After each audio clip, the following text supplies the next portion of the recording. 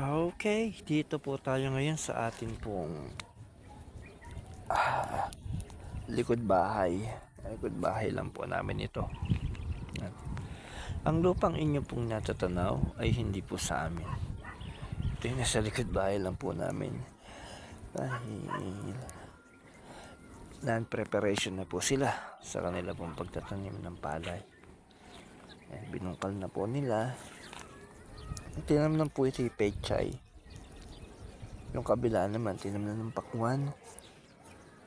Ngayon dahil nalapit po tag-ulan, so patatanim naman po nila ay itong palay. Mga 2 hektarya po ata ito, 3 hektarya. Itong tanimin po na ito ng palay. Itong kabilang namang pulote, hindi na po halos tinamnan. Nagubat na po nila. Plano po ay gawing subdivision. Yan, kaya pre nakaset up po yan sa subdivision. Sayang. Ano, kami mga bata pa dyan kami sasaka. Nakikisaka po kami dyan sa may-ari. Yan, kung ilang dyan sa 5 hektarya po na yan.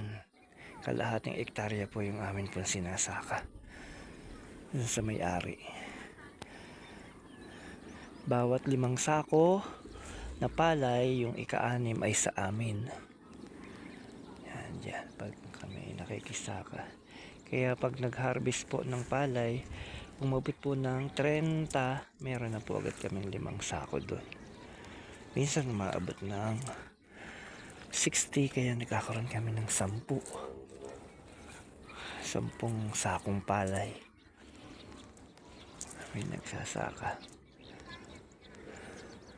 Pero ngayon wala na. Gagawin ng subdivision ng may-ari. Naibenta na rin ng may-ari.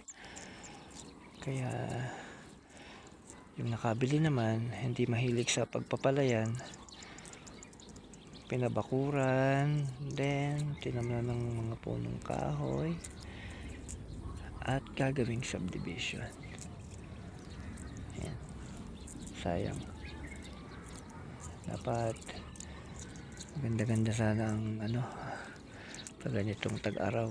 Naabot kami ng alas 6 sa bukid para mag-harvest ng palay. Mag-ani.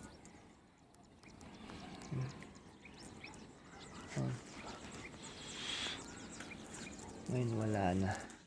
Dito sa area na to may sinasaka rin kami ng mga 4 na pitak, 5-6 na pitak.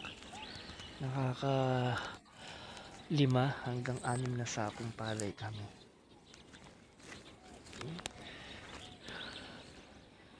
Pero ito palayan pa rin naman, kaya lang hindi na sa amin pinasasaka. Yung mismong may-ari na ang nagsasaka. Ayaw na niyang ipasaka sa iba. Yan. Mayaman kasi yung nakabili, mahilig din sa bukid, namumuhunan na siya. Okay na rin. Kasi yung mga tao na pumapasok niyan ay inuupahan ng 500 a day. Okay na rin. Dahil nakakatulong din sa magbubukid, nagpapaupa. Ito talaga ay sayang oh. Ang laki nito, 5 hektarya ito eh. Ganda oh. Gagawin subdivision eh.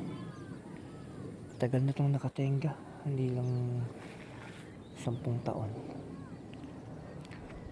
Baka may 15 taon na nakatenga. Yan. Bapi, what's you doing?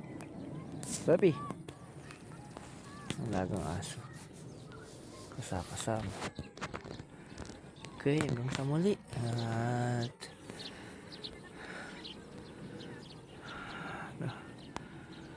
At dyan po yung ating pagbabalik tanaw sa amin pong sakahan dati. Bye-bye.